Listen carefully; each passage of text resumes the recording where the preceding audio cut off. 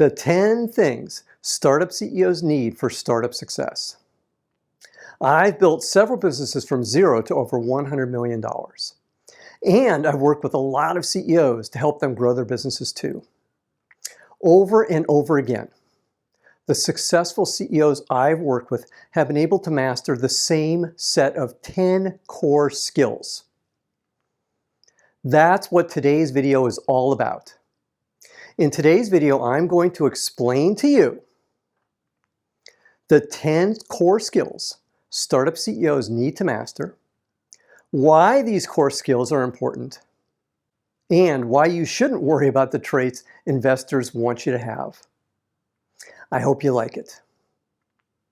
Hi, I'm Brett. On my channel, I help early stage startup CEOs like you raise money and grow your startup. So if this sounds like you, then hit the subscribe button and the bell so you get notified every time I release a new video. Let's get started. Years ago, when I was raising our first round of funding, I got lots of feedback from investors about how I was doing as a presenter. One of our future investors, Raul, liked that I wasn't too much of a showman. However, one of his partners, watching the exact same pitch, told me I needed to be more animated. So who was right, Raul or his partner? And this leads directly to the first core skill you need to master as a startup CEO. Number one, you need to be true to yourself to succeed. If I would have tried to be a wild showman, we would have never raised our funding because I would have looked like a phony. The reality is that some investors are going to like you and some investors aren't going to like you. And that's just fine. Now, I'm not saying you shouldn't be passionate about your startup. You should be passionate about your startup. The point I'm trying to make is your passion will show through if you're true to who you are. And this leads to the next core skill you need to master. Number 2 on our list, fundraising. One thing you realize pretty quickly is that you are always in fundraising mode when you're a startup CEO. You need to have your pitch down because you never know when you might meet a potential investor. And when that happens, it's go time. And you'd better be ready or the opportunity is lost. And when you're not raising money, you're likely to be doing this. Number 3 on our list, recruiting. If job number 1 as a startup CEO is fundraising, then recruiting has to be job number 1A. You're always on the lookout for top talent when you are a startup CEO, always. Even when you've met your hiring goals, you still want to be interviewing potential employees.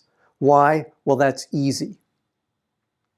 You always should make room for an exceptional potential new team member. And since we're talking about recruiting, let's talk about the flip side of recruiting, which is our number 4 on our list, firing people. Sorry, there's no two ways about it. You're going to have to fire people. And it might be one of your co-founders that you have to fire. Over 50% of all co-founder relationships end up failing. So it's a real possibility that you're going to have to fire your co-founder. And the reality is that every employee in your startup is going to know your co-founder needs to go. It's just the reality. They'll know before you know. So you can see there are 2 issues you're going to need to get right. The first issue is timing. How long will it be before you take action? If you don't take action quickly enough, you run the risk of other team members quitting. And they're usually the best team members. The second issue is how you terminate someone. I recommend going with the thought process of class and grace. You might be angry at your co-founder's behavior, but none of that matters. You want to allow your co-founder to leave with their dignity in place. Remember, everyone's watching how you handle terminations because they're going to wonder what will happen to them if they leave your company. Handling yourself with class and grace will guide you.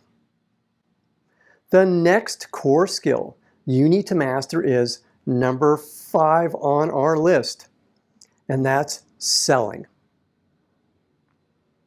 You, the CEO, are going to be the best salesperson the company probably has for the lifetime of your company. You may never have sold before, but that doesn't matter. You will be the most passionate and knowledgeable person about your company. You will understand your company's products better than anybody else. And guess what? You'll be able to cut deals faster than anybody else too. The other interesting dynamic is that it's next to impossible to find a great VP of sales for an early stage startup. So farming out the sales process to somebody else is just not a realistic option.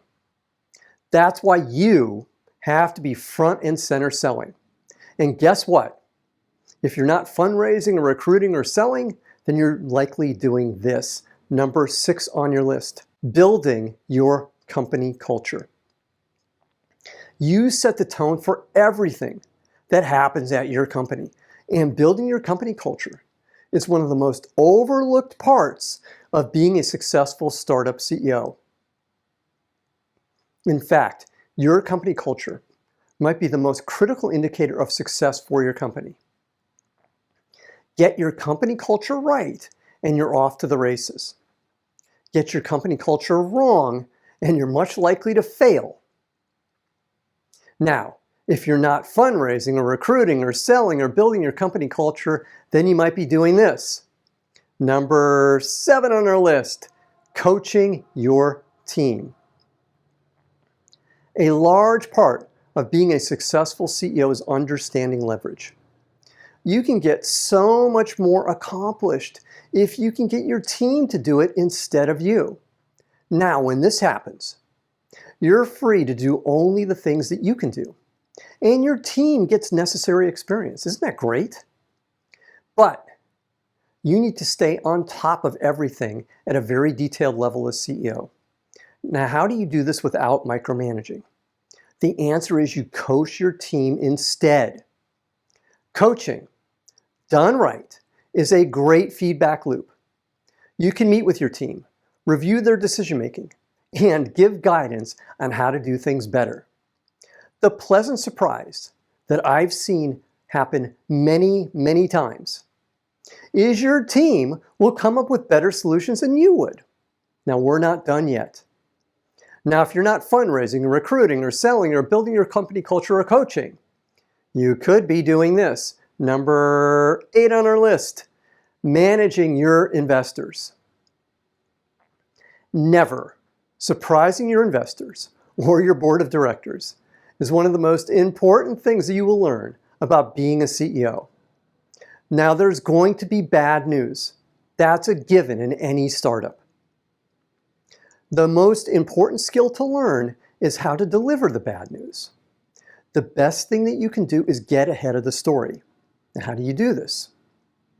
You get ahead of the story by not hiding the bad news. Instead, you immediately tell your investors the bad news, and you tell your investors your plan for recovering from the bad news. Now, there's more to learn. Now, if you're not fundraising or recruiting or selling or building your company culture or coaching or managing your investors, then you might be doing this. Number 9 on our list. Number 9, managing your suppliers or vendors.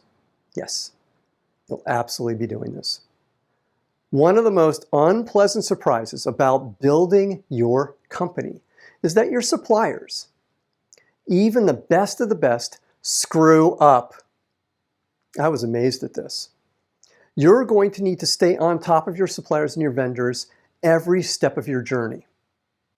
That means you have to be very detailed in your management of your vendors.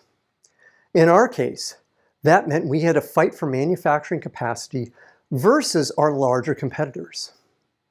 And we had to actively manage the quality of the product.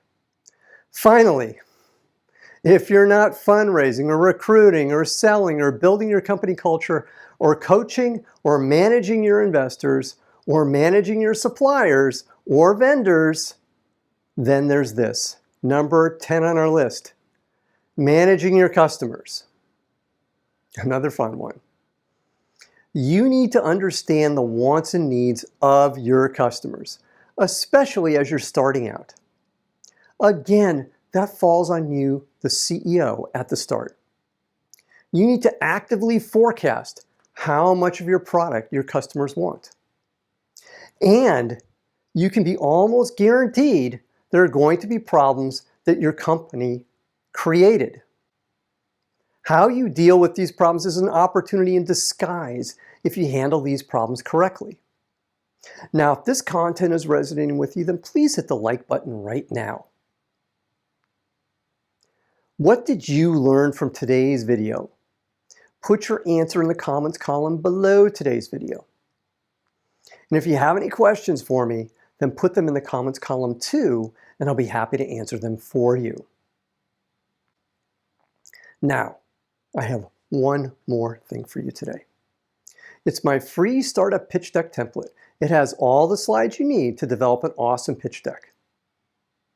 Click the link below today's video and it's yours for free. And for more great content, click on the video at the end of today's video. And if you haven't already, then click the subscribe button to get notified every time I release a new video. I'm Brett at brettjfox.com. Thanks for watching today. Take care. Bye.